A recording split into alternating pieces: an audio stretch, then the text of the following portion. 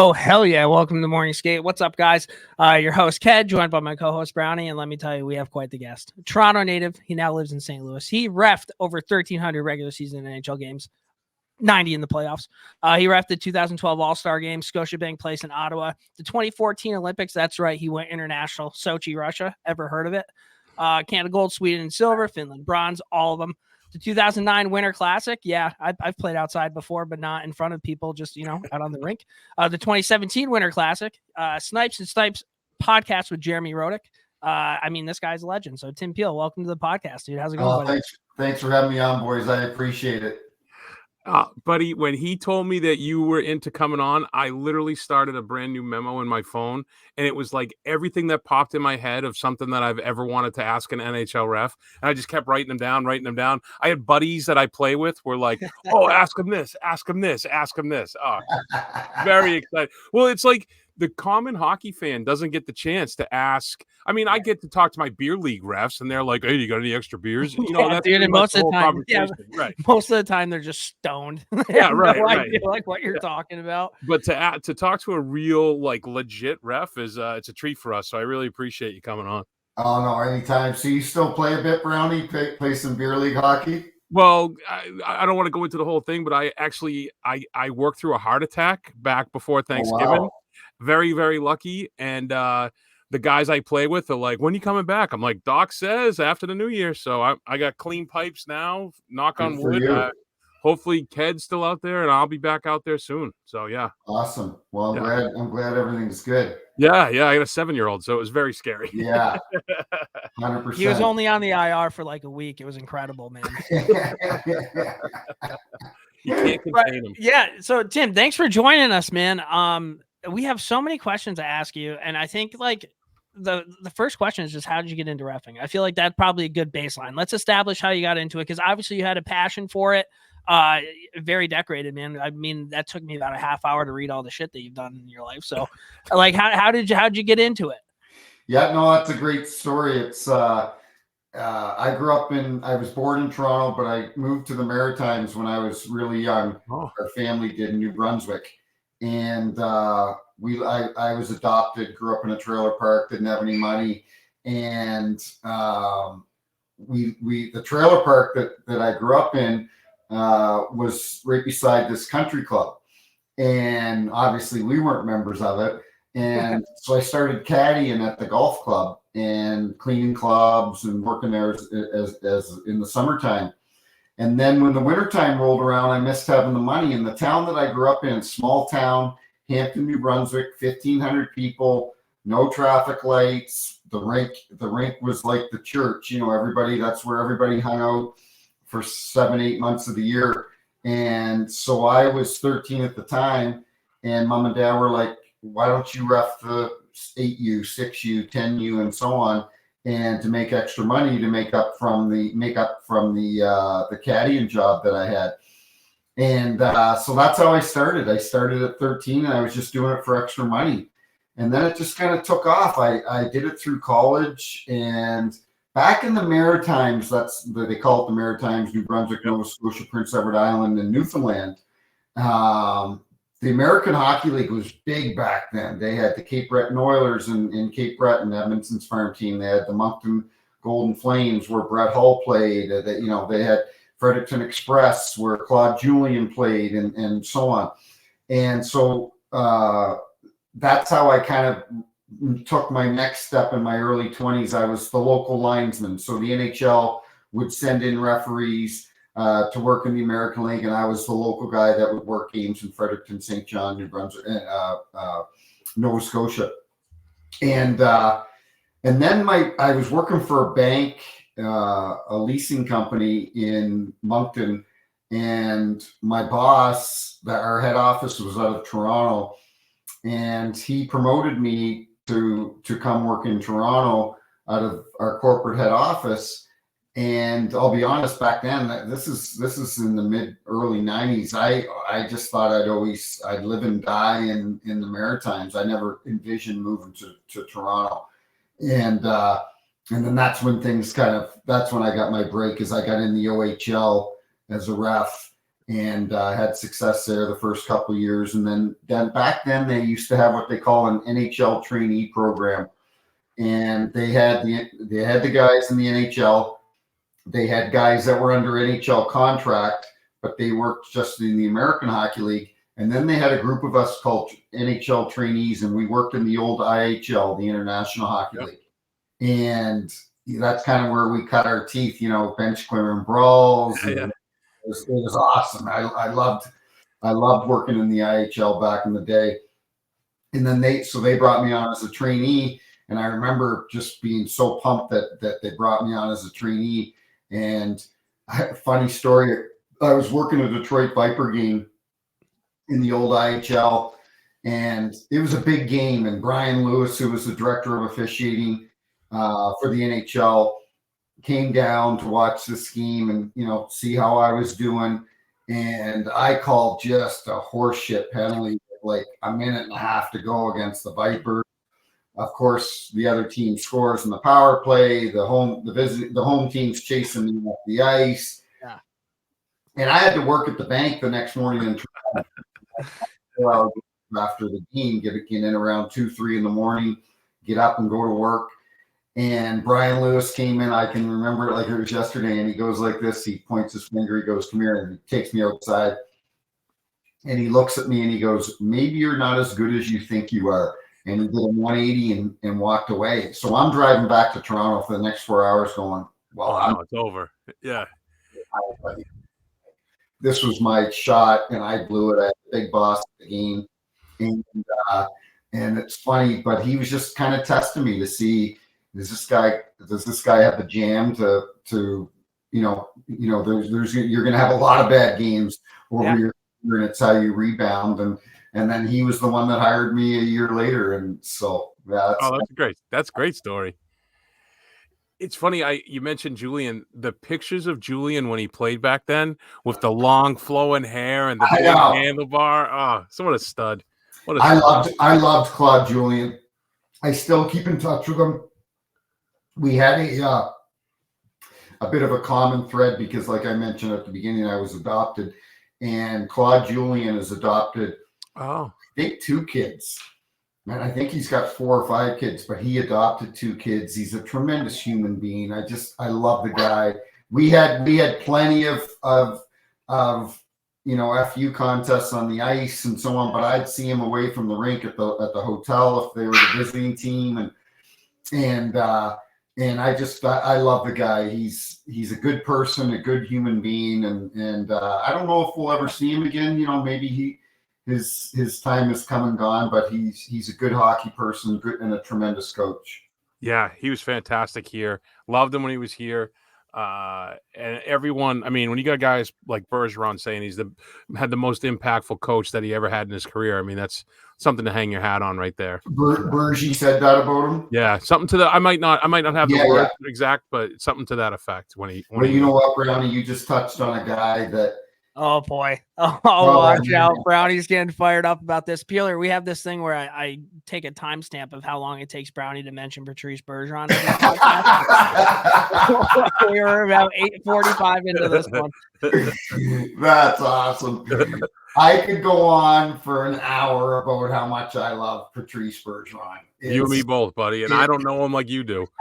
The guy, I don't know if he ever yelled at me. If he did, I knew I screwed up. You know what I mean? I knew I screwed up and I missed something because I would bring Bronson to my son's 11, turning 12 in July, and I'd bring him, I bring him to watch McDavid now, but I'd bring him to watch Bergeron and Sid the kid, and I'd say, if you want to emulate, a player, emulate Sidney Crosby, back checks, gives it all every shift. Patrice Bergeron, the same thing. Like, there's a reason that he was just loved and respected by his teammates, but loved and respected by everybody in the league. That's league, right? Thing to do in the NHL. You got a lot of people that don't like you. You have 31 other teams now where the fans, hate the other team. And I don't know if you'd ever interview any fan base that didn't at least respect Patrice Bergeron. Right. That's hard to do in this world that we live in right now. And I love him, and hopefully I can see him again sometime and let him know. Tell him I said hi. How much respect I had for him on the ice. I loved, and we'll get Brownie going, Ked, but I loved working in Boston. One of my favorite cities. The Dropkick Murphys, the band, they play that song, and I still play it. I'll play it if I go work out, or I'll play it in the car, and they start playing that song at TD Center or whatever it's called now. Yeah. And that crowd gets going. I worked a lot of important. I worked playoff games there. Game 7 one year between Boston and Montreal. That was a highlight for me. Growing up as a kid, I hated the Montreal Canadiens. I hated them because I was a Toronto Maple Leaf fan. And in the 70s and 80s, Montreal just beat up on Toronto every Saturday night on Hockey Night in Canada. And back then, we got one game. Right. One game on TV. But I remember the first time I ever went to Montreal as a fan. I was in my early 20s, and we went up to, drive up from New Brunswick to party for the weekend. And Boston was playing on a Friday, and Buffalo was playing on a Saturday, and back-to-back. And I remember Stéphane Richer scored a goal for Montreal. And all of a sudden, and this was in the old Forum, right? And I remember standing up and I cheered for Montreal for two nights straight, because it was impossible not to get caught up in the aura of the building and the emotion and just everything about Montreal. But it was funny because I hated the Habs. And but yeah, Boston, I loved the city. As a kid, I got a funny story. This is a funny story. Not too many of your guests are ever going to tell this story. So Moosehead beer was big and still is big in the Maritimes in New Brunswick. The head factories in St. John, New Brunswick, where I grew up. And I had some close friends that worked there, and they had this big van, and it Moosehead, all decked out on the side. And they took 5 or 6 of us to see the Red Sox play in the summertime.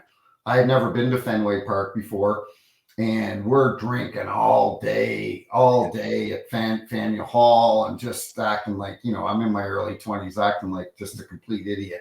The boys are having a time. And anyway, the game's ending. We got great seats. We're like 10 rows from the field. And I look at my buddies and I go, I'm going to the pitcher's mound. And the game's ending, all the players are leaving, and they go, Peelsy, you're what? I didn't even give them a second chance to ask me again. I run down the stairs, I jump the wall, I run out onto the mound at Fenway. I turn around and I'm waving my arms at these guys, and here comes the security. And I'm running for the dugout to jump over the wall. And just as I got there, these 2 guys, and they, back then, like, I'm surprised they didn't kill me, like, punch me, like, just give it to me. And they lifted me up and they set me over the dugout, and they looked at my buddies and they said, get him out of here. And that was it. That's my Fenway Park story. No shit. That's probably one of the best Fenway Park stories you'll hear, because nowadays, cuff stuffed, your picture would be up on the wall. Pepper spray. Life. Yeah. Social media. You get killed. Exactly. No, that's great. That sounds like the typical day at Fenway back then. Right. Yeah. Just getting after it with the boys. Something dumb. And you're just lucky you didn't get arrested. Yeah. I want to ask, you gave me the perfect opening because we talked about Bergeron. I want to ask you this. This was my first question I wrote down. What made him so good at faceoffs? And the fact that he was so good, why wasn't the Bruins as a team that good? Why could he not teach it? That's a tough question. I mean, I know he's a student to the game, and it was all the little stuff that he would study and everything, but he was just so filthy. But then, like, Krejci wouldn't be close to him percentage-wise. I know. And I'm like, don't you guys practice together? he knew how to cheat. And when I say that, every like during the playoffs, we have a series supervisor, and it's usually a former ref. So when Bill McCreary retired, he was a series supervisor. So he would be assigned to a series, and we'll say it was Boston, Montreal. And in the playoffs, you meet with the series supervisor and your crew the morning of the game. And if you're working game 5 of the series, he goes, okay, here's what's, the penalties that in the first 4 games, here's what's been going on. So-and-so's been targeting this guy, but just kind of intel and every series every playoff game that I ever worked with Bergeron, the common theme was from the GM of the other team, because they're all trying to get an angle right with the series supervisor to plant a seed in our head. Every one of them would be like, Bergeron's cheating on the faceoffs. We can't win the faceoffs. Bergeron's cheating on the faceoffs. I didn't really. Now, when you say cheating on the faceoffs, are you saying like jumping a little early? Jumping early, spinning, stuff like that? I don't think on the line, right? Like Brownie, you kind of answered your own question. He was just such a student of the game, and I don't know if he could teach that to a lot of people, because he was just so incredible at it. And it's a bit of a lost start now. Sid's still good at it, but it's kind of, it's a bit of a lost start. I don't know if guys, I don't want to say take pride in it, but there were guys that, as you use the words, he was a student of the game, and I truly believe that. Yeah, so you mentioned, wondering. Go ahead. Sorry, Ken. No, you're good. So you mentioned Sidney Crosby a couple of times, and so I think him growing up, well, not growing up, but like when he first got in the league, I feel like the common theme was that he kind of bitched a lot. Or if you weren't a Penguins fan, that was kind of like, okay, Sidney Crosby, the whine or whatever it might be, kind of got a bad rep.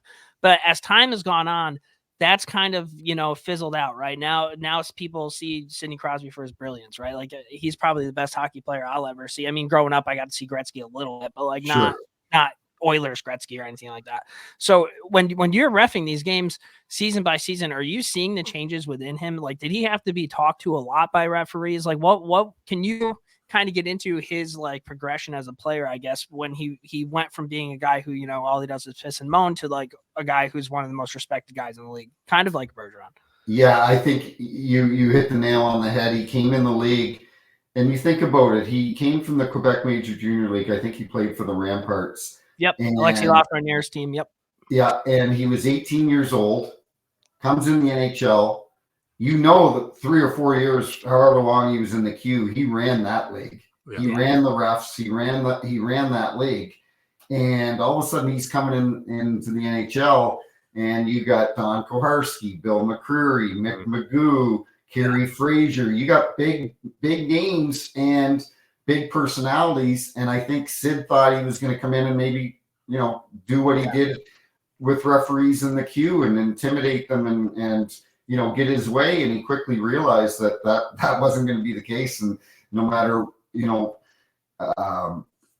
what his star power was at the time, he wasn't going to intimidate NHL refs. So 100%, he came in, he got labeled very quickly, like you say, as a whiner and so on.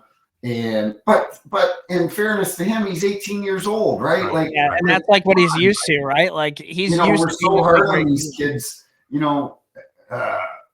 coming into a league, a man's league at 18 years old, and but he matured, and you're absolutely right. I saw it just every year, and he's just one of those guys. He's just, you see what he's doing this year and putting up points and so on. It's incredible. And I remember when a player or a ref works either refs 1,000 games or plays 1,000 games, as you guys know, they have a ceremony and so on. And I was fortunate enough, I worked my 1,000th game in St. Louis, and a couple weeks later, I see Sid in Pittsburgh, and I wasn't a big autograph seeker. I down in my basement, I got Messier, PK, Sid, Gretz, Who else have I got down there? I assume you have a Not a JR. lot. And just select guys that I had a lot of respect for. And I came up to him on my case, said, I know you get asked this a lot, but I just worked my 1,000th game. I'd love to get something signed from you at some point in time. And sure enough, July rolls around and I get this courier package at my house, and it's a Sid jersey to Tim, congrats on 1,000 and a nice note attached to it. And that's just the type of guy he is. Like, he has been, saying he's a tremendous ambassador for our game is an understatement, but what he's done for our sport and for hockey is incredible.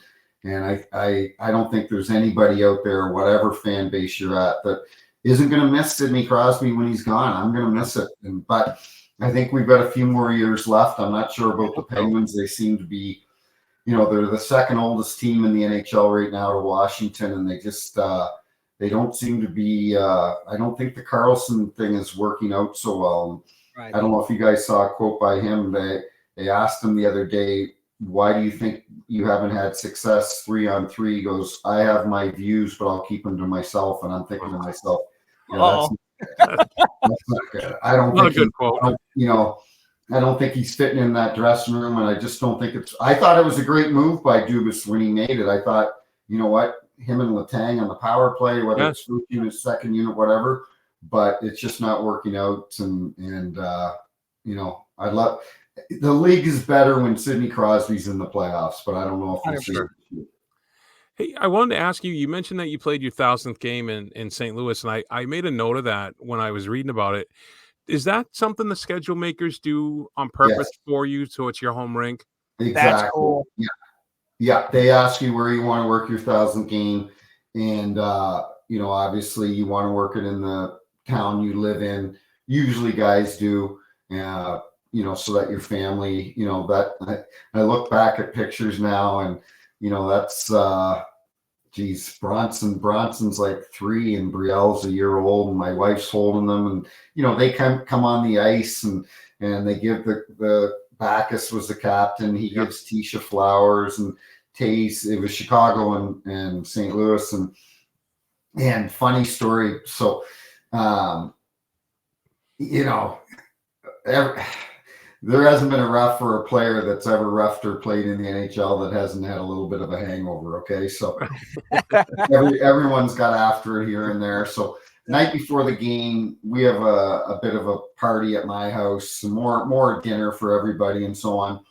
And Joel Quenneville and I had become friends and still are friends. And he's staying at the Ritz-Carlton down the street. And that's where the other refs were staying, and I was staying that night too. Normally I would stay at my house, obviously for a home game, but because our crew, you also get to select your. I was going to ask, crew. yeah. So I got to select Kelly Sutherland, Derek Amell, and Brad Kovacic guys. That's pretty special, man. That you kind of get to design that how you want. Yeah, it's cool. So Quenneville's texting me, and we're at my house until about 10 o'clock, and Quenneville's like, hey, come on down to the Ritz. He goes, Deneen and I and Mike Kitchen, we're in the cigar lounge. He says, come on in the cigar lounge. And so we show up, and everyone's getting into it, and we're smoking cigars, and Deneen's on one side of me, and Quenneville's on the other, and I'm sitting in the middle. We're on the sofa, and all the guys are around, and everyone's just telling stories and having a blast. And I'm feeling pretty good at this point, and I look over at Q, Coach Quenneville, and I go, you better be getting me a nice gift for my 1,000th game. I said, if you give me an autograph stick, I'm going to break it in half and shove it right up your ass. And everyone just starts laughing, and we're howling, and everything's great. Everything's great, and we're having a blast. Now we go fast forward. Next day, we get to the game. Chicago, St. Louis, big rivalry. Yep. We got a couple headshots in the first period. We got Bacchus and Taze. The two captains are fighting in the first period. And Quenneville's on top of the boards yelling at us. And I'm like, this is awesome. Like, that's the great thing about hockey. Because he'd be the first one that would meet me at you mentioned Obi Clark's. he'd be the first one that would meet me at OB Clark's after him, and we'd have a beer and we'd laugh about it, because that's the great thing about our sport, is that they can be yelling at you at one moment, and then the next minute you're having a beer and it's all forgotten. That's great. That is great. I can just imagine that game too with the teams then as well. Oh, that was one of the best rivalries in the league, man. Yeah. You had Seabrook, who in the playoffs, Seabrook that laid out David Backus, and Duncan Keith skates by and goes wakey wakey. Yep. And it was fun. I was at the Blues Blackhawks game in Chicago a couple weeks ago, and Bronson, my son, had a tournament up there, so we took our team to the Blackhawks game, and I'm texting with Kelly Chase, my good buddy, and shout out to Chaser. He's in cycling. How's he doing? He's doing all right. He's got leukemia, and he's got just finished his second round of chemo, but he seems to be doing well. His spirits are good and so on. So, but I'm texting with him during the game, and he goes, "Isn't this supposed to be a rivalry?" And I go, "Yeah, no kidding." I go, "I think there's been 4 hits tonight, and Braden Shen's thrown all four of them." Yeah. That's the only thing that I feel we're losing a little bit in our game, is the physicality, and physicality is good for our sport. It creates emotion and rivalries and so on. And our game is kind of turning into a bit of a skills competition. Yeah. And I hope, but everything's cyclical. So maybe this is just part of the cycle right now, where it's listen, we want to hire, obviously you want to, draft and have your team built around skilled players, but you still need that physical aspect, and hopefully we don't lose that. Actually, the guy for the Bruins, the St. Louis boy, Trent Frederick's bringing that for the Bruins this year. He's finally got it all clicking. Yeah, Trent Frederick, great kid. I'm great friends with his dad, Brownie. His dad's Bob Frederick. He owns a roofing company. Yeah, roofing, right? Yeah. I played a lot of golf with Bobby. I've known Trent since he was 4 or 5 years old, and yeah, I love Trent. He's built to be a Bruin. He really is. The fans love him there. And he's got a coach that I don't know, Bruce Cassidy, I don't think likes Trent. Yeah. And I think Bruce is a tremendous coach. But Jimmy Montgomery, who's a good friend of mine, he's known that thing, because Jimmy lived here in St. Louis for a long time. And he's known that family for a long time. And when he took over, I remember the last couple of years that Trent was playing for Bruce, he was in and out of the lineup. Yeah. And Trent's dad, Bob, was like, I don't know if he's going to last here. Cassidy doesn't like him. So it's amazing what a new coach and a different perspective can do to a young man. They're giving him more responsibilities, playing in all situations. So exactly. Yeah, confidence goes a long way at any level, Yeah, he kind of turned into a player that guy could be like a pretty good Bruin, to like that guy is a pretty good Bruin, which is like pretty cool to see, right? Homegrown, from like your draft or whatever. Yeah. Yeah, that was the draft year. There were 5 guys taken in the first round from St. Louis, which, it's remarkable. You had Trent Frederick, Clayton Keller, Joseph Wohl, the goaltender. One of the Tkachuk brothers, or was that after? Matthew Tkachuk. Yep. And I'm missing one other. Someone's gonna be upset. But what's amazing is all these kids, you know who their coaches were growing up? Oh, it's the old Jeff. The old Blues, Tkachuk, right? Yeah. Al McGinnis, Kelly Chase, Jeff Brown. Brownie's still coaching here. Big influence in youth hockey in St. Louis. Those guys were their coaches. Like, it's incredible. And now we're passing. The torch has been passed to Jamal Mayers is coaching now. Joey Vitale. The alumni here in St. Louis is incredible. The amount of guys that stay and retire here, mentioning the Tkachuks, like I tell people all the time, I go, Big Walt, Keith Tkachuk, he's as Boston as it gets. Mm-hmm. He's got more money. He can live wherever he wants. But they love St. Louis. Like, it's a great place to live. They got a tremendous alumni. They've been unbelievable to me. They've got a Q&A at Enterprise Center on Thursday night with some former players, and they've asked me to come down and that's great. Part of it, they treat it. If you were in the NHL, they just treat you like you were a player, and I can't say enough about the alumni here. And it's funny you mentioned Al McGinnis. So I also, besides the Bruins, I cover Northeastern women's hockey. And Al McGinnis's daughter, Lauren, she played up until a few years ago. And I was interviewing the current goalie this morning, and we were talking about Lauren.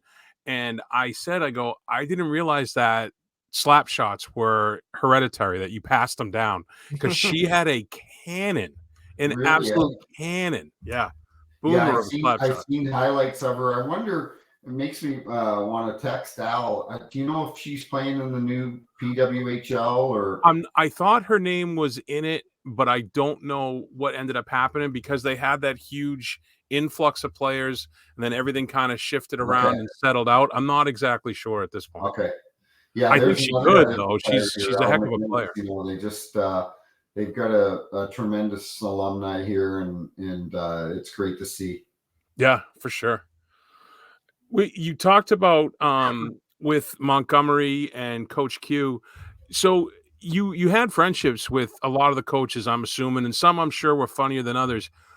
Was there any that just went right up your tailpipe that you I'm trying to say it the politest way. Maybe you just didn't always see eye to eye, and you'd see them on the schedule and you'd be like, oh my God. Oh shit! I'm gonna be listening to him all night long, and if it's John Cooper, I understand, because he complains quite a bit. Well, he does now. You are right about that, but I've got a soft spot for Coop, because he actually started his coaching career. Kelly Chase and Brett Hull own this team called the Texas Arcana Bandits. They were in the North American Hockey League. And Pat Maroon played for them down in Texas, and they folded down there, moved the team to St. Louis, and John Cooper was their head coach. That's where Coop started. Kelly Chase, was he like a lawyer doing it like part-time or something, right? I think he is a lawyer. Yeah, but I think at the time it was a full-time job, and they gave him his first coaching job, and so I got to, because Chaser and I are best buddies, and so I would always go to their games, and Coop and I and Chaser would hang out after, and quite often close OB Clark's and stay up late. And so Coop's a great guy. Probably there was a coach that, it's funny, as I got older and he got older, we both mellowed, but Pete DeBoer, we did not like each other. And I was working a game. He was head coach for Jersey at the time. And he's given it to this first year referee, and I went over to the bench, and I'm like, enough of, like, he was trying to bully this ref, and the ref was Kyle Raymond, who's a seasoned veteran now, number 10, and been around a long time. And Kyle would always tell the story. He goes, it was hilarious. He goes, Pete goes, he says to me, he goes, you're arrogant. And I look back and I go, you're arrogant. And he goes, you're arrogant. And I go, you're arrogant. And he goes, you're arrogant. I go, we just went back and forth like we were in grade 4. You had an arrogant off. Yep. and we never got along. And then we just kind of, I think, like I said, we both mellowed, and I always got along with the coaches. It's important to, as a ref, because you need them on your side. You can go over to a coach and say, hey, you guys are losing control. You're taking dumb penalties, and you need them on your side to sometimes bring the temperature of the game down. Right. And some of my favorite guys were Torts. I love Torts, and there's a great story with Torts. Nick Foligno, was the captain in Columbus when Torts was there, and I was calling a game in Montreal, and I called penalty against Nick, and on the way to the box, he goes, you don't bleep and respect me. And it couldn't have been further from the truth, because Nick's dad, Mike, was a coach in Hershey when I was working my way up, and Mike Foligno was just awesome to me. And you'd make mistakes and you come over to the bench and he's like, Peelsy, don't worry about it. We're all learning here. We're trying to make it to the NHL. And so I always had a soft spot for him and Marcus when the Folignos came into the league. And I respected Nick because he fought, he scored, he was a leader. He did everything that I admired. That's the right way. Yeah. And so about a month later, I'm working in Columbus, and I went down to the coach's room before the game, and I knock on the door, and Bradshaw answers the door, and I go, "Can I come in?" He brings me in, and Torts is there. And I said, "Can you get Nick Foligno?" And they go, "Absolutely." They didn't even ask why. And Nick comes in, and I said, "You know my relationship with your dad and how much I respect him." I said, "You said the other night I didn't respect you." I said, "That couldn't be further from the truth. You're everything that I admire in an NHL player." And I said, "I just want you to know that because it's important for me to tell you how much I respect you."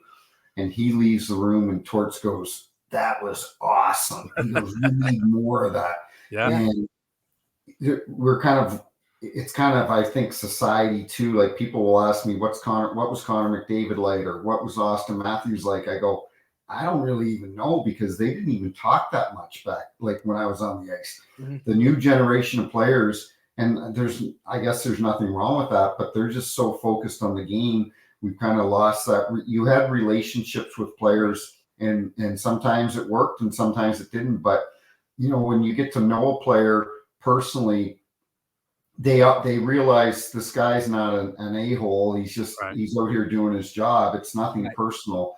And hopefully we can get a little bit of that back.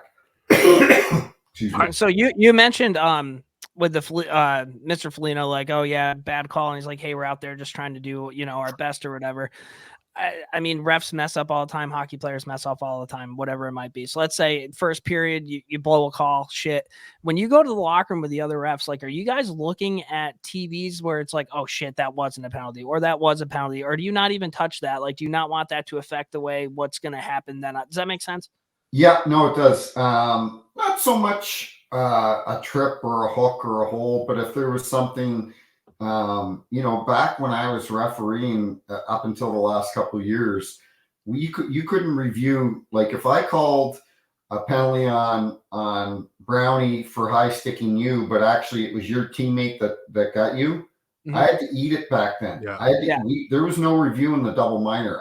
The 4 went up on the board. And all of a sudden you see the replay at Madison Square Garden, and you see it was his own guy got a stick. You literally wanted to dig a hole into the ice and crawl into it. And the whole time that 4-minute power play is going on, you're like, please kill this penalty. Please kill it. And it was a bad feeling. Back then it's only been a few years. Back then we couldn't review goalie interference, and we couldn't review headshots. So you call a headshot, you call a match penalty or a major penalty, you better be darn sure that it was a headshot, because you're putting the team down 5 minutes. Yeah. Now they can review all of these, which is good. I think it's good for the game. I think we're at a place now where we don't need to add any more video reviews. I think I'm glad you brought that up, because that was going to be my next question with like offsides reviews. And it seems like, who was it the other day? I think McDavid. He said, if it takes so long, why do we even kind of have them there? But you're more on the side of like, hey, I'd rather get it right. I think is what, yeah. To a point. I hate the offside challenge. I think it sucks. Mm-hmm. I really do. But the problem is there's no going back now. Yeah. And McDavid said, if it takes 15 minutes, well, it took 5 minutes. It took, I text the Chicago broadcasters and I said, how long did this take? And they said 5 minutes and 15 seconds. Yeah. 5 minutes and 15 seconds hockey time feels like 15 minutes. Yeah. And all the flow's gone. Everybody's cool. Exactly. The energy sucked out of the building. Yep. Can you imagine if that was Game 7 of the Stanley Cup Finals in overtime, and the place is going crazy, and now we reverse it for a play that is literally 2 centimeters, or, that's Canadian. That's Canadian to me, but a quarter of an inch offside. Yeah. But the problem is, now that they brought it in, they can't take it out. And I think it was. Do you guys remember Do you guys know the big reason that this was brought in? Do you remember the play in Colorado? Colorado, yeah, they were like 18 feet offsides, and Duchesne was literally 10 feet offside. And my buddy Derek Amell, who I was just talking to today, he was number 75 and lined in the NHL for 25 years, worked 10 Stanley Cup finals, worked a gold medal game when I was in Russia with him between Canada and Sweden. Like, this guy's a stud.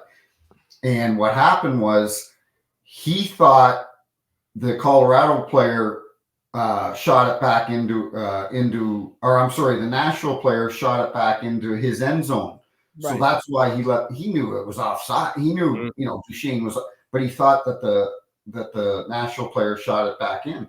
Yeah. And they completely overreacted by that. And that's not, it's just not, I don't think that it's the spirit of why we brought that in, to review things for 5 or 6 minutes. If you can't decide in the first minute or two of a coach's challenge or an offside review, then just stick with the call on the ice, whether they called it onside or offside. Just stick with it. So this leads me into a few things with the review. Has there been like internal discussion amongst the refs, amongst the NHL officials, that reviews could only be at game speed instead of slowing it down? Would that make it more equal? You can watch it again, but it's at game speed only. You can't break it down frame by frame. A great point. That's a great point. And I don't know that if it's ever been discussed. That would be something that would be discussed at the GM's meetings. Yeah, I didn't know if you guys had input on stuff like that. Yeah, when the players are part of the GM's meetings and so on. But you know what, Brownie? It's a great point. You guys can review it, but you got to look at it full speed. Yeah. And I think that would eliminate a lot of the challenges. And you might be onto something there, but it's tough once you institute something now to walk it back. And especially in the world we're living in with social media, because all of a sudden someone's going to tweet out that goal was offside. Yeah. And somebody will slow it down somewhere. Somebody will sure. slow that play down. Right. You know what I mean? Like, even if it's game speed, they'll just slow it down and be like, "Oh, this guy's an idiot. How did you not see that?" Well, just people love the bitch. That's kind of. You know how many goals were scored in the 90s and in the 2000s, and obviously going back to the 80s and 70s, but in the 90s and 2000s, that play was a quarter of an inch offside that was never detected. And I don't remember there being a big uproar back then. That it's unfortunate, but we're stuck with it. It's going to be here for forever, I think. Like you said, it's tough to get the toothpaste back on the tube. Go ahead, Ked. Sorry. Right. So you talked a little bit about like establishing relationships with coaches, players, whatever it might be. Kevin Bieksa went on a little bit of a rant recently about Nick Cousins kind of being a rat in the league, where he took a run at Edmonton, he took a run at somebody on the Coyotes, and Zucker came over and he acted like he got blown up, whatever it is. Now, you've definitely experienced different players that kind of play that game, that on the edge, like a Tom Wilson, a Matt Cook, a Sean Avery, whatever that might be. When you're going to ref a game like that, I'm assuming that's in the back of your mind. Do you ever go out of your way and be like, "Hey, Avery, like, play the game tonight," or like, do you try to establish a relationship more with that player so he kind of behaves or anything along those lines? Yeah, no, it's a good question. It was Valimaki he hit in Phoenix, and Bieksa went off on it, but JR Roenick and I on our podcast, we went off on him 2 or 3 days earlier about that, because the problem is that the league is allowing this. Yeah. So 2 weeks before, he hits Gabranson from behind. Gabranson, yes. Yeah. He hits Gabranson from behind. No suspension. Which is insane, by the way, because that hit was so bad. What's ridiculous to me is the referees on the ice gave him 5 in a game, but because now everything has got to be reviewed, they get on the headset, they're talking to Toronto. The situation room said, it's not that bad. We think it's a 2-minute penalty. Really? So they changed it to a 2. That's how that works. That's how it worked. So now Gabranson's pissed off because Cousins is still in the game. So he was probably kind of happy about it, though, at the same time. Like, okay, now I get to show off. Yeah. I didn't have a problem with what Branson did. No. You Not just at hit all. me from behind into the boards. I'm gonna get You're gonna my pay the pound of price. flesh from you. Yeah. And so what happens is, Branson jumps him, Yep. and Branson winds up getting suspended for a game. Isn't that Well, crazy? if the situation room had done it properly and trusted the referee's call on the ice, Cousins would have been out of the game. Branson wouldn't have got suspended. Yep. Fast forward to Arizona. He knows exactly what he's doing with Valimaki. Yep. It's similar, Brownie, to the hit Kadri put on the Boston player. DeBrusque. Was it DeBrusque? I believe in it the was playoffs, DeBrusque. right? Yeah. In the playoffs. Yeah. And it was similar. Maybe not as bad, but it was very similar. And Zucker comes over, and I agree with you. And I guess Cousins is out right now on a concussion protocol, but JR and I both thought that he completely embellished it. Throw the gloves, lay on the ice. Kind of like what he did with Gabranson when Gabranson pumped him. Got up nice and slow. Like, dude, you earned that. Zucker gets 3 games. And this is a guy that's never been suspended before. I was going to say, Zucker's not that kind of player. And I texted Zucker, and I go, I can't believe you got 3 games. He goes, I can't believe I got 3 games either. Like, he was blown away by it. Like, so I understand Department of Player Safety has a tough job. They are never going to make everybody happy. I get that. But you're letting this little rat, and that's what he is right now, a rat, you're letting him get away with things. You're not coming down on him. And so he's like, well, screw it. I can keep doing it. I'm going to keep hitting guys like that.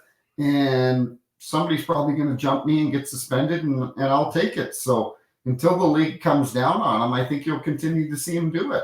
Yeah, you made such a good point like a Branson hit, because like that was such a dirty hit. I don't know how you can review something like that and be like, oh, that's only 2 minutes. Like he could have been so much more hurt. He got right up and he ended up beating the shit out of him. But like that could have been a catastrophic type of injury. And it's just 2 minutes. Like what?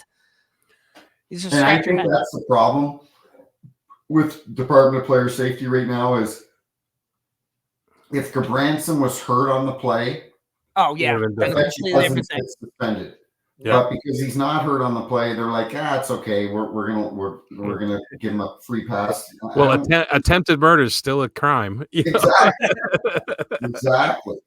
So when you said that Toronto on the Situation Room told them that to take it down to a 2, is that how it works? Does every time you guys are on the phone, Toronto has the final say? They listen to your input, but I feel like that's such a miss because they don't have the tenor of the game and the tone and what's going on and all the, you can feel it ramping up, and they don't have any of that. It's very clinical, I would think, from their end. Yeah. You are bang on, Brownie. That's exactly what I said to JR. I said, they're making the decision in their chair watching the game on TV. They're not on the ice and feeling the emotion of the game and maybe what went on a couple shifts earlier, and maybe Cousins gave him a little stick in the back of the legs and nobody saw it, and it's not caught on TV. They don't understand the emotion of the game because they're not there on the ice. And I think that was a big miss by them because to your point, you're refereeing from your sofa at home, and you can't referee like that. You got to trust the guys that are out there and trust their judgment. And they're not always going to be right, but you got to trust that when they call a major penalty on something like that, you got to trust your officials. You got to trust your employees. Yeah, I mean, I do like the rule change of the ability to call the 5 and then walk it back. I think that's a good change, but I didn't realize that Toronto had the final say. It is a good change because headshots, people think it's an easy penalty to call. It's not an easy penalty. It's so fast. In real time, you're like, did he hit him in the shoulder? Did he get him in the head? Did it get him in the shoulder and then it rode up? Did the other player throw his head back to sell it? Exactly. Did he embellish? So I like the fact, because if you're going to put a team down for 5 minutes, you better make sure that it's a correct call, because it can be it can obviously determine the outcome of a game if somebody's got a 5-minute power play. So I like that they're able to review that. And I like that they're able to review the other things as well. And I think we're at a good spot right now where we don't need to review anymore. Well, with the embellishment, is that something that if you guys see, right, the play goes, you see the guy threw his head back, he didn't get touched, he sold it, you got fooled, is that in the back of your mind for the rest of that game or whenever you deal with that player? Absolutely. There's a famous clip on YouTube of me in Boston with James Neal. I don't know if you guys have ever seen Real that. deal. And the real deal James Neal. I love him. He's a great guy. But at the time, he was playing for Nashville, and he was a big embellisher. And early in the game, Zdeno Chara, I called Big Z for a high stick, and I love Chara. And he came up to me, he goes, "Timmy, I swear to God, he embellished. I did not high stick him." And I look at it in between periods, sure enough. So come out in the second period, and Tuukka Rask has got the puck behind the net. He shoots it, the stick, it's a follow through with his as he's shooting it. It comes up, it hits Neal right here. And you got to pull it up on YouTube. It's hilarious. So Neal grabs his face, falls back, and it was like the microphone was something to do with me and microphones, but it was the microphone, like it was implanted in my butt, because you can hear me saying, "F you, you're getting an embellishment penalty," and I Did you give him? And so yeah, you know what? We're humans. If you get sucked in by a player that embellishes all the time. Like I remember when Kadri was playing for the Leafs, I would say to our guys, if the Leafs are down by a goal, Kadri's on the ice in the last 2 minutes, I guarantee you he's grabbing his face. He is grabbing his face at some point, saying he got high stuck. And it would happen 7 out of 10 games that I would work the Leafs. He would, and you know what? He might have got high sticked, but I wouldn't call it, because I'm like, I can't trust you. If Patrice Bergeron, Sidney Crosby, Ovi, the great Messier, the great players would never embellish. Right. And certain players got a reputation that they would embellish. And guess what? You made your bed. You got to lay in it. If you're gonna do that, and that's gonna be your ammo, then I'm sorry. Sometimes things aren't going to be called because we can't trust you as an official. The old linesman Kevin Collins used to say about guys that were played on that rat edge. He's like, yeah, when someone starts throwing punches on him, I was a little slower getting over there to break it up. Yeah, 100%, 100%. Yeah, Kevin Collins. I worked with him. He was, incredible linesman. One of my favorite guys to referee with. He was the type of guy I remember the game, and it was 22 years ago. It was my first year in the league, 23 years ago. Well, now 25, because I've been retired for 2, but I can still remember it. And I'm working in Boston, and I call a penalty, and I'm like, geez, I think I got it right. And whether I got it right or not, I don't remember, but I remember Casey would skate by me, and whether he believed it or not too, he skated by me. He goes, "Great call, kid." And I'm like, "Oh, thanks, Casey." And it just made me feel good, because you respected him so much as an official, and that had been in the league. He was legendary, and he's in the U.S. Hockey Hall of Fame for a reason. Yeah. Well, that's the confidence we talked about with Trent Frederick. It applies to refs also. Exactly. Yeah. What's the like? How does somebody become a linesman versus somebody being a ref? Like, how does that end up working out? Do you start as one, end up getting to a different one? Do you kind of get to pick what one you want to choose to do? How does that work? Yeah, you kind of pick it. Not at a young age, but once you get into your 20s and you start working, excuse me, whether you start working junior hockey in Canada or junior or college hockey in the US, once you're in your early 20s, you kind of figure out, okay, I'm a ref or I'm a linesman. And, some guys tried to be referees and it didn't work out. Like Jay Scherers was an incredible linesman in the NHL. Brian Murphy from New Hampshire, incredible linesman, one of the best linesmen ever to work in the NHL. they both, back in the early 2000s, the league went to a few guys and said, hey, if you guys are interested, Shane Heyer was another guy, incredible linesman. All three of these guys worked multiple Stanley Cups as linesmen. They tried refereeing and it didn't work out for them. They weren't very good refs. Mm-hmm. And it's kind of hard to explain why they couldn't succeed as a referee. But lining, being a linesman, it's pretty black and white. Either it's offside or it's not. Either it's icing or it's not. There's a little bit of gray area there maybe. But as a referee, whether the fans want to hear it or not, there's a lot of gray area. Yeah, he tripped them, but it was in the neutral zone. They kept possession of the puck. They didn't, there's a lot of, it's, if people say, I'll just call the game by the rule book. Well, trust me, the players don't want you to call the game by the rule book. Be the referee to a certain extent. But the GMs and the coaches also, when Bill McCreary or Don Koharski or Andy Van Helleman or Kerry Fraser, when they came on the ice, these coaches and players knew we've got some of the best refs ever, and we're going to trust their judgment, and they're going to let some stuff go on our side. They're going to let some stuff go on their side. Right. But at the end of the day, as a ref, when you left the building, you knew that maybe I missed a trip here, or I missed a hook there. Was it fair for both teams? Did both teams get a fair shake? And that's all you wanted as a ref. You just wanted to leave the building going, both teams know that they got a fair shake. And when my whole incident went down with the hot mic, and that next morning, my phone is just going bonkers. It's crazy. And there was a player, David Clarkson. He played for Jersey, Toronto, Columbus. And when he was playing for Columbus, I literally thought he hated me. I thought David Clarkson hated me. Him and I were like gas and water or oil and water. Like, we did not like each other. And I'm driving home from the airport and I get this phone call and I see a Columbus number. I'm like, I don't know who it is, but I answer it and it's David Clarkson.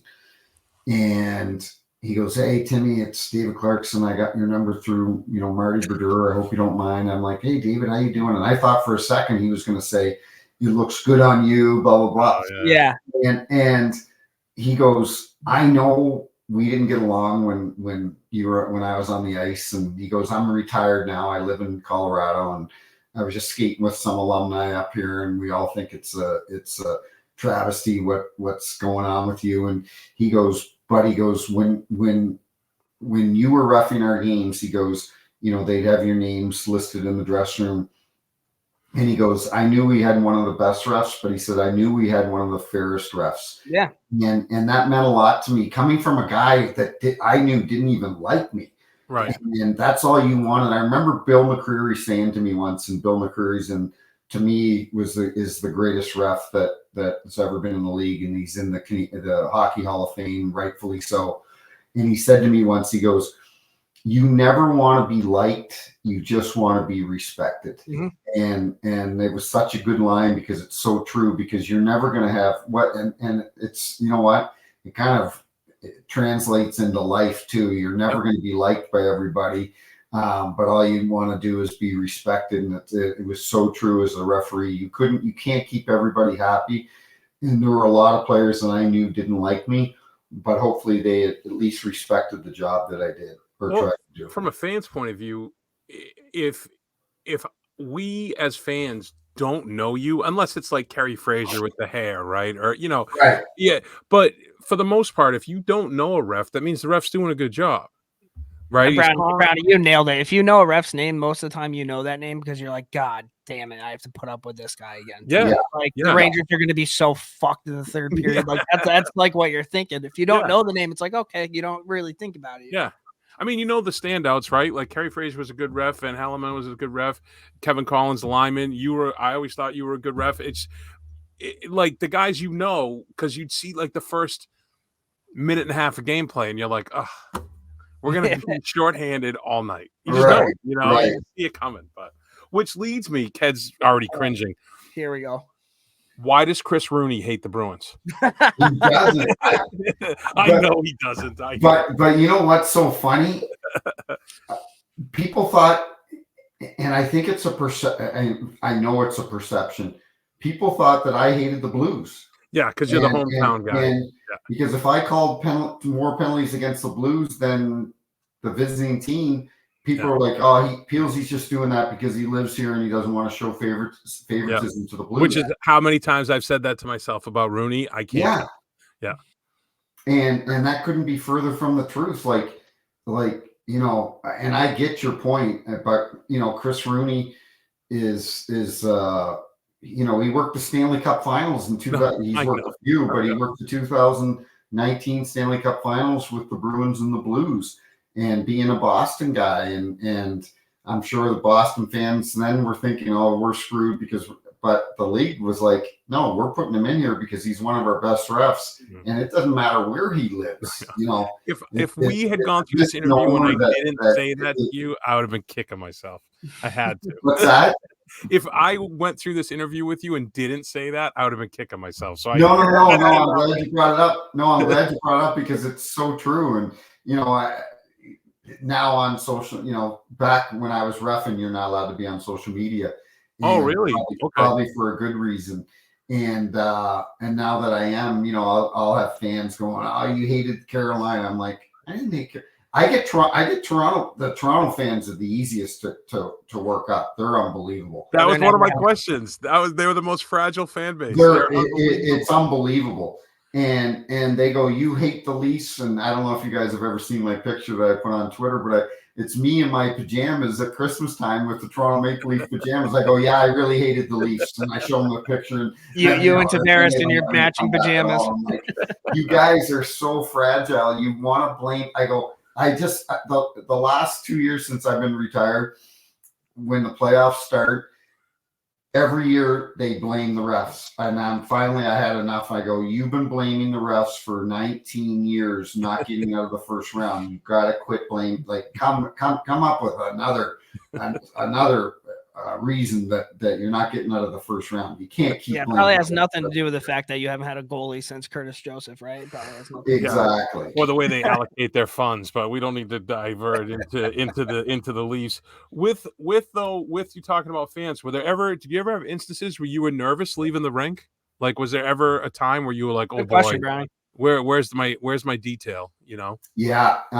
So it's great. Every NHL building we're at, we have an NHL security guy that walks with us on the ice and is in our dressing room. And if something happens, we've got his number to call in the city that we're in.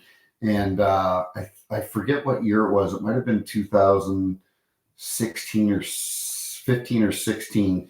And Pittsburgh is playing the Islanders in Long Island at their old building. And I don't know if you guys have ever been to their building in Long Island, but right across the parking lot is the Marriott. Mm-hmm. And that's where we would stay. So we would literally walk through the parking lot to go into the building. And it was an afternoon game, beautiful day in April. Everyone's tailgating all morning, drinking. And we get into overtime, and somebody tripped Sid or hooked him. I call a penalty against the Islanders, and Pittsburgh scores in the power play. And security came in and like 6 cops and said, "You guys, we need to walk you back to the hotel." And they formed this barricade basically around us and walked us through the parking lot. And I can't even say on this show what was said to us. And one of them was from a mom and her son sitting right there. And let's just say it was a sexual reference to Sidney Crosby it was unbelievable. You gotta love New York fans, like, and one guy came up, he got close to me and he spilled his beer on me, and he was big, and I'm like, if they hadn't walked us back, we're getting into it, like we're throwing down. So yeah, it didn't happen very often, but there were a few times that that I was like, oh, this is as Will Ferrell said, this escalated real quickly. So what do you guys do? And I'm just going to rifle through these questions that we haven't got to like in our conversation. What do you guys do during a hat trick? You just kind of get a drink of water, wait for them to clean up the hats. Yeah, get a hat trick. Look for a good hat. Yeah, dude, I was going to ask if you guys grabbed one. Yeah, I've got a few in my closet. You know, grab a nice hat. There was one I've still got it in my closet. It was Washington Caps one, and it was a camouflage one. It was military night, but yeah, grab a hat, get out of the way. But a funny story, I mentioned Derek Amell earlier, the great linesman, and he's working a game in Dallas, and somebody from Dallas gets a hat trick, and somebody throws a cowboy hat on the ice, and they got this right on TV. Derek goes over and puts the hat on top of his helmet, and his skates didn't even hit the floor in the dressing room, and the league was already calling him, going, "What are you doing? You can't do that."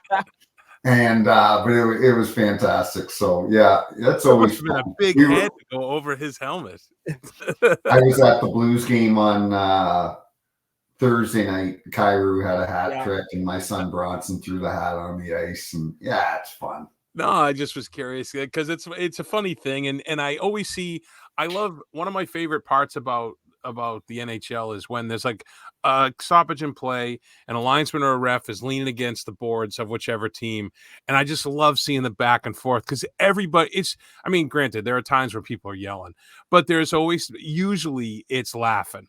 And those are the conversations that would be great to be on a hot mic. That stuff, because that seems like it's so much fun. Stuff said. I can remember one night I was working a game at Madison Square Garden, and Sean Avery, they were playing. I had Sean in junior hockey, and I always got along with Sean, even though a lot of people didn't like him.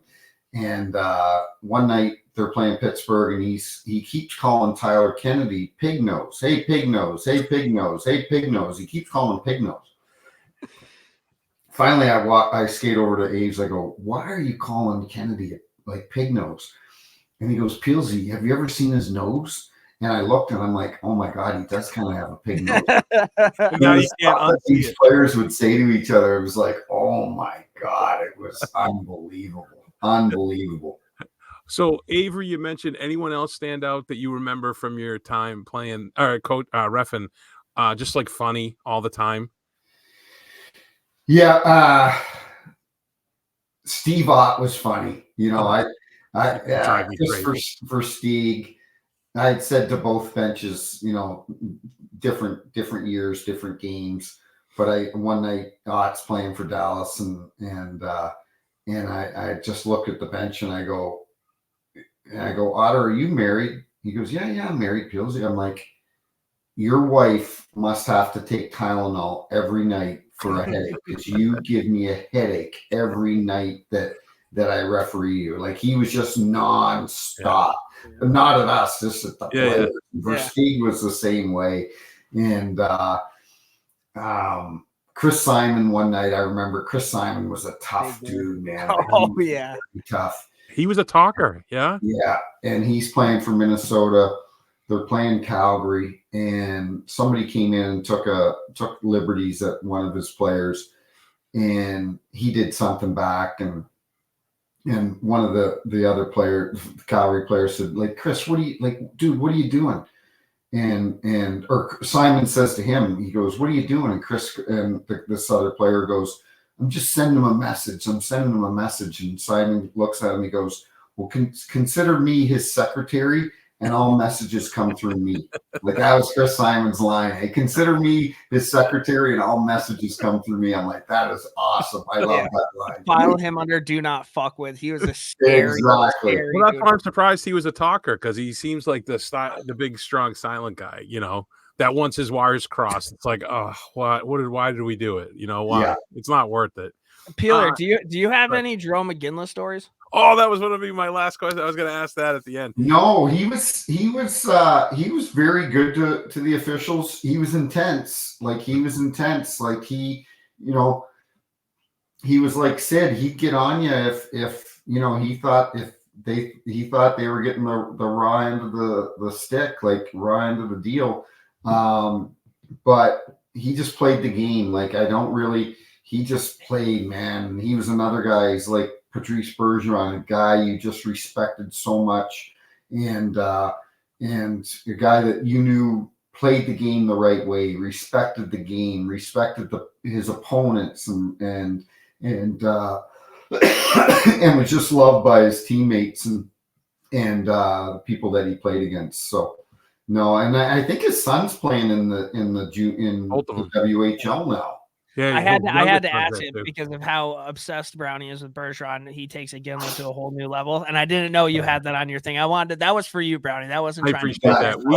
We sign off every podcast, and I always do a God bless you, Jerome McGinley, wherever you are. I love the guy. Like my wife has accepted it. It's bordering on like he could have a restraining order sometimes. Yeah. I'm a huge Iggy fan. Huge. Yeah, I'm with you, and I think he's part of that Calgary organization. Yeah, now he is. Yeah, with Craig Conroy, and they'll turn it around there. Conroy's a great guy.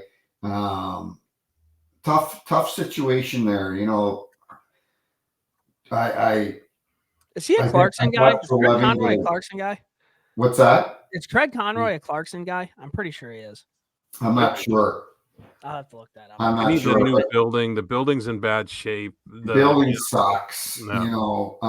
And Treleving did as good a job as he could with Tkachuk leaving. At least Matthew told him he wasn't going to sign, unlike Goudreau. Yeah. They were able to get some good players back, but Huberdeau just isn't.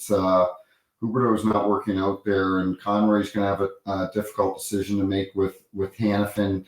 I think he's a UFA at the end of this year, and he's a guy that 31 other teams would like to have Noel Hanifin on their team. So Hanifin's the guy when the Bruins had those 3 first-round picks in a row. Hanifin's the guy that the Bruins cockily thought, like they were like, oh, we'll trade up for Hanifin, and then they were like, whoever was in front of the Bruins were like, no, and their entire plan went to crap. Oh, really? And Don Sweeney had been in the job, I think, like 30 days, and they just pushed him up there like, good luck. It was, the Bruins are still trying to recover from that. Yeah. Yeah. Don Sweeney grew up about an hour away from me in St. Stephen, New Brunswick. And back in the 80s, he was the only guy from New Brunswick that went and played, he got a scholarship to play at Harvard. Yep. And that was unheard of for a kid from New Brunswick to get a hockey scholarship to Harvard. And Don's a great guy. I've known him for 30 plus years, and it's a great organization. We talked about Chaser earlier. Boston was here on Saturday, and Cam Neely made the trip. And guess what Cam did the night before the game? He went to visit Chaser and spent 4 hours visiting Chaser in his hotel room. Like that's the type of guy Cam Neely is. So pretty awesome stuff. I've got a lot of love for Boston, the Boston fans, and that whole organization. Yeah, it's funny that the toughest guys on the ice usually are the best guys off of it. The best, Tony Twist is in the Chasers hospital room 2-3 times a week. Funny story, when 2004 we're locked out and we're not getting paid, players aren't getting paid, but they had a lot more money in the bank than I did at the time. And I just bought a house in St. Louis. I moved here in 2001. In 2004, I'm buying a house, and Scott Mellenby says to me, he goes, Peelsy. Love Scott Mellenby. Yeah, Mel's awesome. We're members of the same golf club. He works for the Blues. He's a tremendous guy.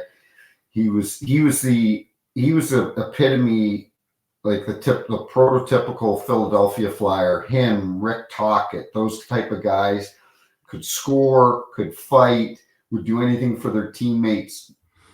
You know, I'm rocking that. People are probably, if they're watching this, going, why is he wearing Philly stuff? Well, the Philadelphia Warriors, I do a lot of stuff for the St. Louis Blues, St. Louis Warriors. They're veterans that play hockey, and they have organizations all around the country. And there's a big tournament actually coming up in February here. They got 30 teams coming in from all over the U.S. and Canada. It's awesome. And but so we're not getting paid, and I'm doing odd jobs. I'm trying, I got a mortgage to pay, and at the time I was only 3 years in the league, 5 years in the league, so I wasn't making a lot of money. And so Twister owned a bar in this part of St. Louis called Arnold, Missouri. It's kind of a rough, it's blue collar. It's a bit of a rough town. And it was a biker bar called Twisters. And perfect, of course. That's so perfect. And Twister calls me up and he goes, "Hey, PLZ," he goes, "you want to make some extra money on the weekends and work at the bar?" I go, "Yeah, Twister, I'd love to." I go, "But I've never bartended before." I go, "I don't even know how to bartend." He goes, No, I don't want you to bartend. I want you to be my bouncer." Oh my God. Go, "Have you seen me before?" I go, "I'm 5'10" on a good day, 175 pounds. I go, "You want me to be your bouncer?" He goes, "You'll be fine." He goes, "Don't worry." So all week I'd go bounce there on Friday and Saturday nights, and I'd snuggle up to they had the beer tub girl at the front of the bar at the front door, and I'd grow a beard the whole week, and I'd put a ball cap on and a leather coat, and I thought that I looked somewhat tough, but you're Sons of Anarchying yourself. Yeah, I was exactly. But I'm like, I hope nobody does anything, because like the last fight I was in was literally in grade 4, so I'm hoping not.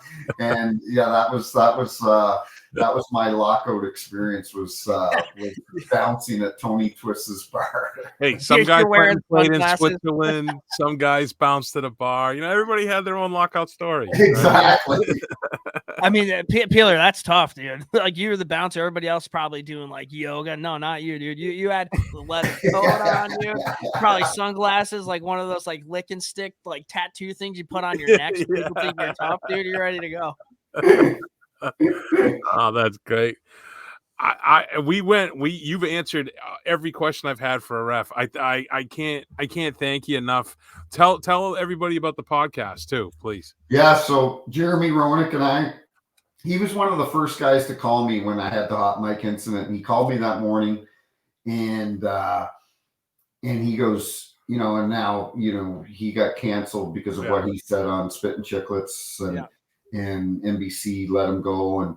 But he said to me back then, he goes, "I know you feel like you're like drowning in quicksand right now." He goes, "The whole world is on top of you."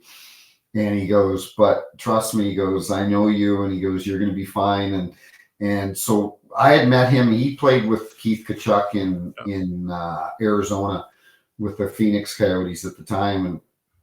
And because of Walt, Jer and I became friends, and we'd always kept in touch. And when he'd come to town for NBC games or Winter Classics or All-Star, whatever, we always hung out. And he's just, he's a tremendous personality.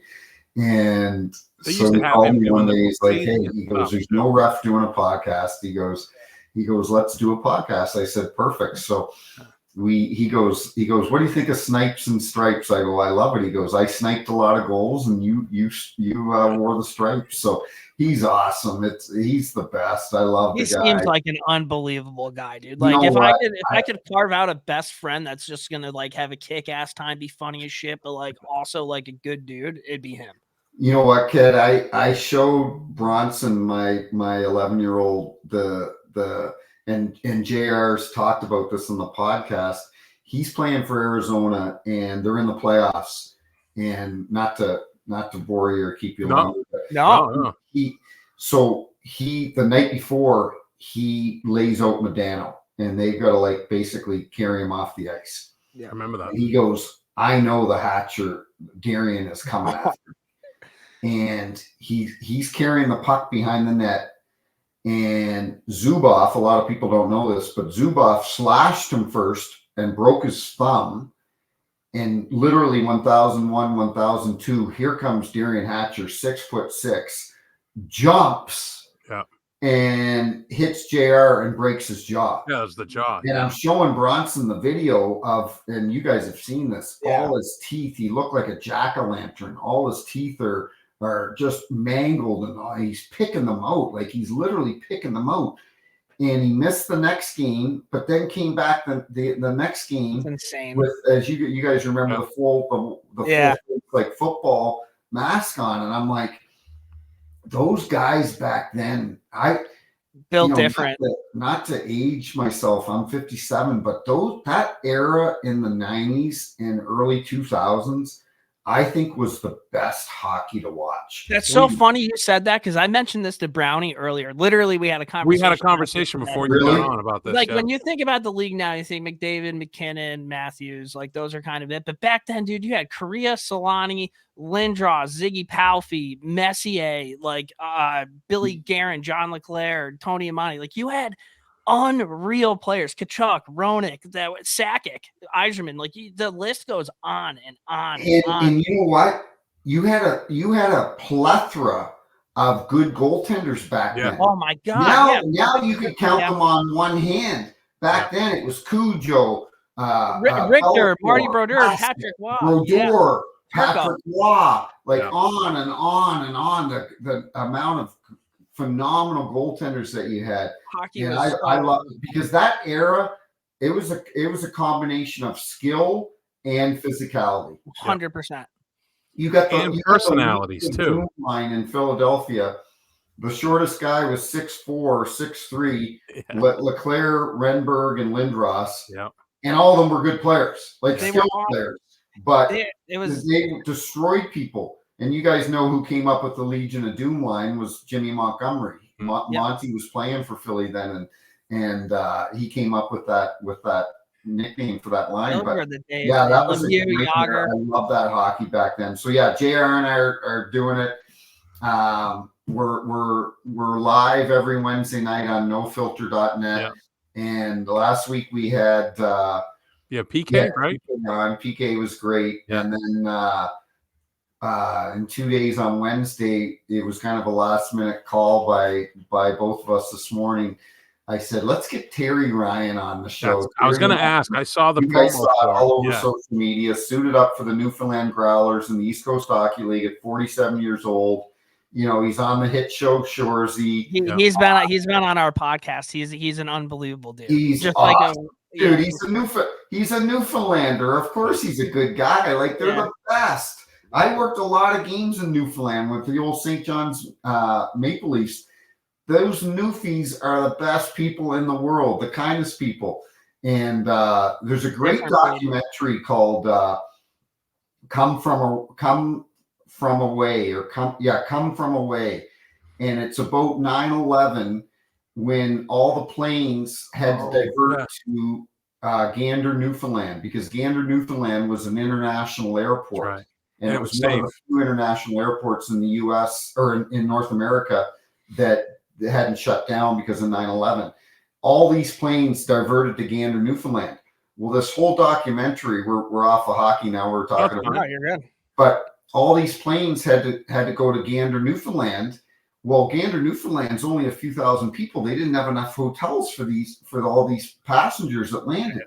So what happens? The whole show is about how these families in Newfoundland brought in these people that they didn't know and let them stay at their house for a week or two until they could get out. And the bonds and the friendships that these people have with these with the Newfies and the people that they didn't know is incredible. So yeah, I'm looking forward to check that out. It's funny. I forgot about that until you started mentioning it, and then I remembered about that story about them taking the people into the house. Yeah, a couple of things about JR I wanted to mention. First off, stick taps to JR for reaching out to you, because you know about a person more when they help out a friend on the way down, right? Because it's easy to be on your bumper on the way up. But 100%. The fact that he was there for you on the way at your worst moment speaks to him. Two, did him and Milbury really hate each other, or was that just for NBC? I've never asked him. I don't think a lot of people liked Milbury, but but you know what? It's funny that you bring that up, Brownie, because Mike Milbury was a guy that I didn't know Mike from a hole in the wall. Yeah. Mike Milbury called me that day, and yeah, Mike called me, and it's amazing. I used this analogy a few weeks ago on our show. I said, JR, I said, I'm shortening my bench of friends. I said, as I get older, I said, this guy, he's not, I'm shortening my bench. And the people that reached out to me at the worst time of my life, that day that it happened, and I had to fly home, and my wife had to hear about it on social media. Not on social media. She had to hear about it because her friends are texting her, because I didn't even have time to call me. They called me at 7, or I didn't have time to call her. They called me at 7:30 in the morning at the airport in Nashville and said, you worked your last game in the NHL. And I said, literally, this is the call. They call, you worked your last game. I said, okay, I got to go. And I hung up because I knew the decision was made. So there was no, oh, please, blah, blah, blah. So you're a better man than I am, Peeler. Well, yeah. He said you were better for taking it. You were made a scapegoat, in my opinion. 1,000%. Trust me. If people, if they think that's the worst that's ever been said on the ice, trust me. Yeah, there's a lot worse that's been said out there. It's that. And it's so easy for them to put, it happened. It's so easy for them to put that on social media, right? Like, oh, hey, we're going to put this on there. But the people that are contacting you, those are the people that are in the game. Those are the people that actually know the X's and O's. Those are the people that make the game that we love to watch. And those people are reaching out to you, making sure that you're okay. Peeler, I'm pissed off for you, dude. It's infuriating. It's old news now, but Brian Burke, Lou Lamoriello, Daryl Sutter, Milbury, Quenville. Like, if it was that bad, do you think that those people would be hitting you up? No. Everybody was messaging me going, is this a joke? Like, is this a joke? But it was easy. I was retiring literally 4 weeks to the day. Yeah. And but the worst part of it, and it's still, I'm sure anyone listening will be like, hey, dude, you got to let it go. But the worst part was when my kids came home from school, and I had to tell my kids, because the Blues had already made tickets up. Tim Peel's final game, they had made tickets up for everybody. Tim Peel's final game, we had everything all planned, and my kids were pumped. They were 9 and 7 at the time, and they were pumped for it. And for me I remember, so funny story, not funny, but Kelly Chase, who's one of my best buddies, I'm talking to him that morning, and he calls me at 1:30, and he goes, I got some bad news for you. And I go, you got some bad news for me? Have you seen the day I'm having today? And he goes, Bobby Plager just got killed in a car accident in St. Louis. And Bobby Plager, his numbers retired in St. Louis in the rafters. The Plager brothers from Sudbury. Bobby was a legend here in St. Louis. One of the nicest guys you'd ever meet. One of the funniest guys you'd ever meet. And he was always so nice to Bronson whenever he'd see him at the rink. So when the kids came home from school, and I got down on one knee, and I told them first about Bobby, and I started crying, and then I told them, hey, your dad's not working any more games. And that's the only part that still stings a bit. But you know what? It's life's about resiliency and perseverance. And I remember saying to my wife one day, she goes, because I really did. Like, I didn't go to my basement and hide out. I was like, I went out there. I was at the rinks. I was at, I still coach my son, and I'm like, I can't let people think that this is affecting me. Right. And I said, she said to me, she goes, you're handling this really well. I said, babe, I go, I have an example to set for my kids. I go, life's going to suck sometimes. Life's pretty good right now. You're in high school. You got mom and dad bought you a car. Like I said this to my at my referee camp that I had. And to these young officials, I said, life's pretty good. You got a girlfriend, you got a car. But I go, guess what? Life's going to suck sometimes. Yep. You're going to get kicked in the balls. And I said, it's how you come out on the other side that everybody remembers, you know. And at the end of the day, that's all that matters. So. No, Well, Peeler, thanks great. for putting so much into the game, man. Like without refs, there is no hockey. And and at the same time, just the stories that you're able to share, and again, the people that have reached out to you, and you've made an impact. And not many people can say that they made that impact. And that I don't know. I think that's special without being like too soft about it. But that's kick ass, dude. Yeah, and I really appreciate the shortening the bench line. I've had a similar conversation with some. That was your resolution. So yeah, that was we did our resolutions, and one of mine was to basically the same kind of thing. It's like, why am I hanging on to some of these relationships? You know what I mean? Right. You gotta, no, but so you probably had that, Brownie, after your heart incident where you're like, you got a whole new perspective on things, right? Yeah, and you're like, it's crazy, right? And stuff that's why am I hanging on to this? What it's not helping me in any way, shape, or form. I agree. You know? That's why the whole Terry Ryan thing, the best part for me was when he was talking about his daughter being at the game. I know. Right? He was emotional. I was getting emotional. I wasn't on the interview with him when he was on the morning skate. I watched the show. I know who he is, right? But that touches you as a parent or as a family member, and that's what it's all about, you know. And that was the best part for me. Yeah, I agree. You know, for fun. So Tim, you're at Tim C Peel 20 on Twitter, at Tim Peel 20 on Instagram, Snipes and Stripes, the podcast with JR.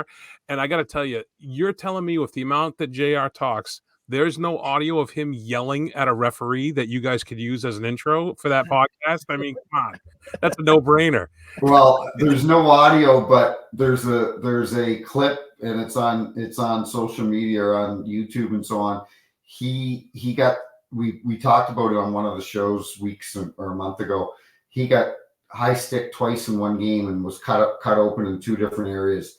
And the referee was Blaine Angus, who eventually got fired. He wasn't a very good ref.